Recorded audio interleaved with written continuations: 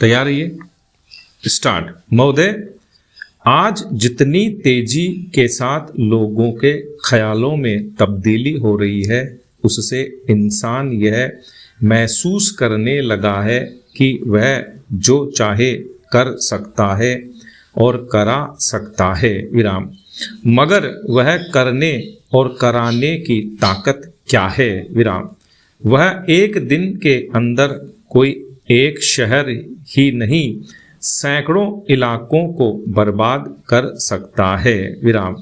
अभी तक किसी आदमी के हाथ में बर्बाद करने की ताकत के अलावा पैदा करने की ताकत नहीं आई है, विराम। हो सकता है कभी वह ताकत भी आ जाए, विराम। पर आज बर्बाद करने की ताकत है, पैदा करने की ताकत नहीं, विराम।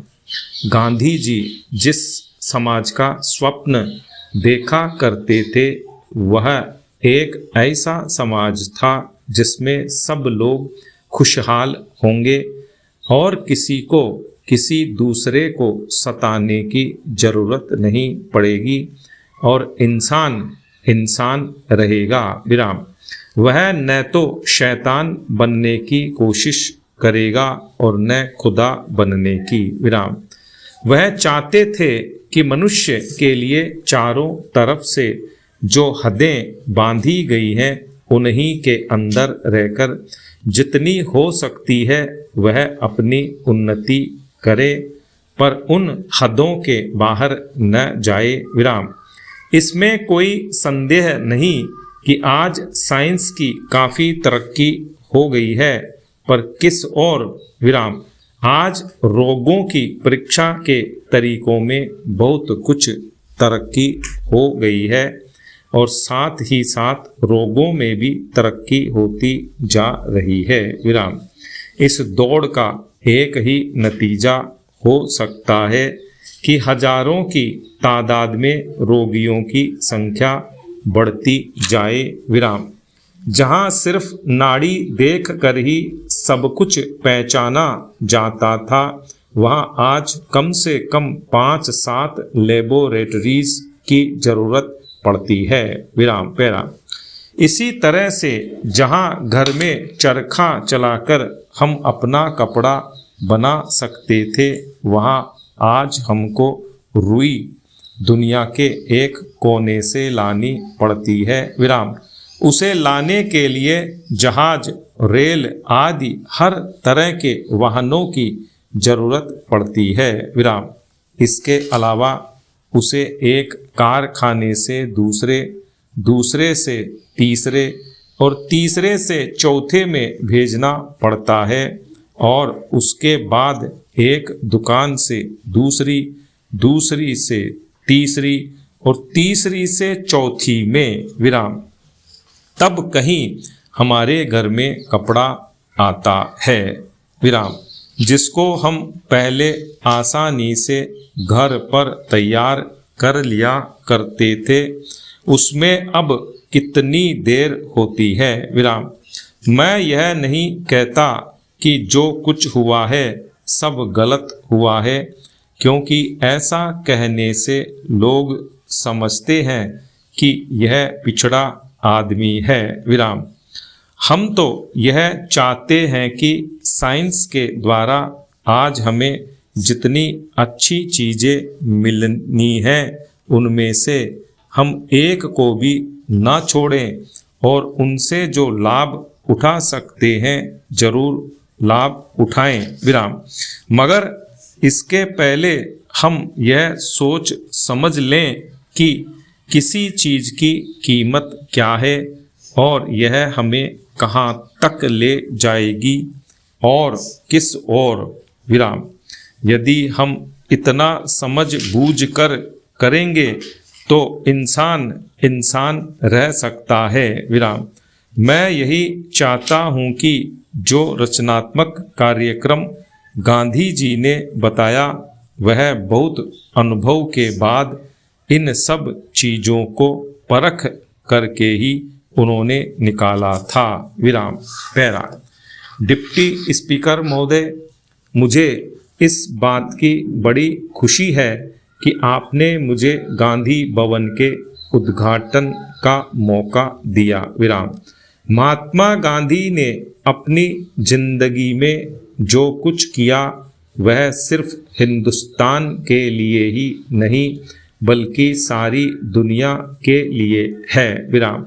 हम उनकी यादगार में कोई इमारत खड़ी करके या संस्था बनाकर किसी तरह से अपने काम में बल हासिल करना चाहते हैं, इसलिए हम उनके नाम में स्मारक के रूप में जहाँ तहाँ कुछ बना रहे हैं। विराम। आज सिर्फ हिंदुस्तान में ही नहीं, हिंदुस्तान के बाहर भी जहाँ तहाँ गांधी जी के स्मारक के रूप में इमारतें बनाई जा रही हैं। विराम।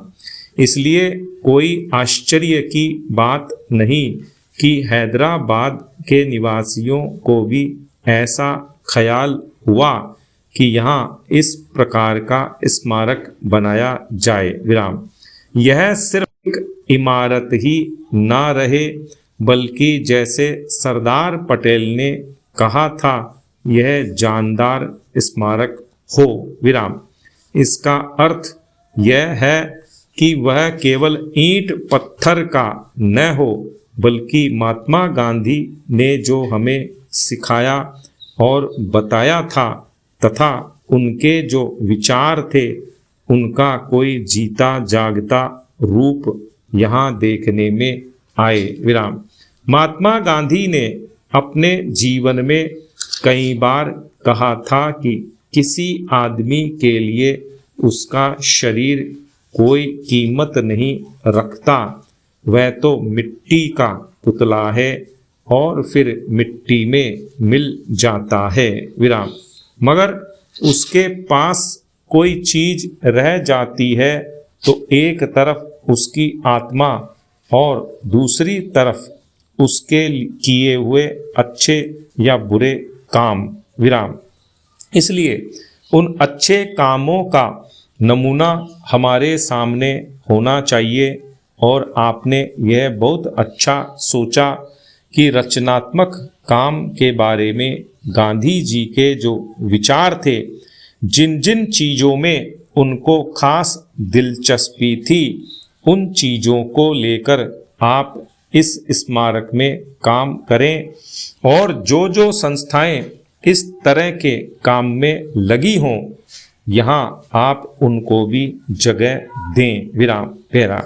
इस भवन में रचनात्मक काम करने वालों के अलग अलग दफ्तरों के लिए अलग अलग स्थान रखा गया है। विराम। मैं आशा करता हूँ कि आपका काम दिन प्रतिदिन बढ़ेगा और गांधी जी का जो चित्र यहाँ बना रखा है उसकी ओर आपका ध्यान जाएगा। विराम। गांधी जी ने हमें जो कुछ सिखाया उसकी तरफ भी आपका ध्यान जाएगा। विराम।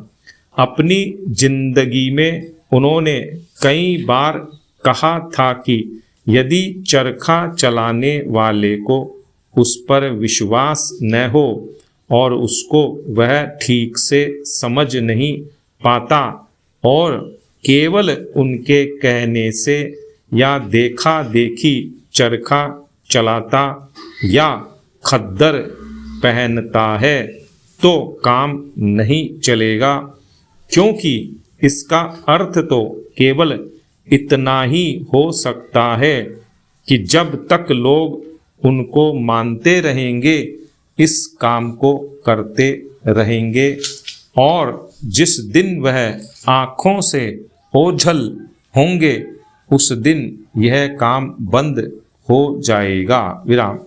इसलिए वह कहते थे कि ठीक समझ करके करना चाहते हो तो करो और नहीं तो चरखे को जला दो, उसकी कोई खास जरूरत नहीं है।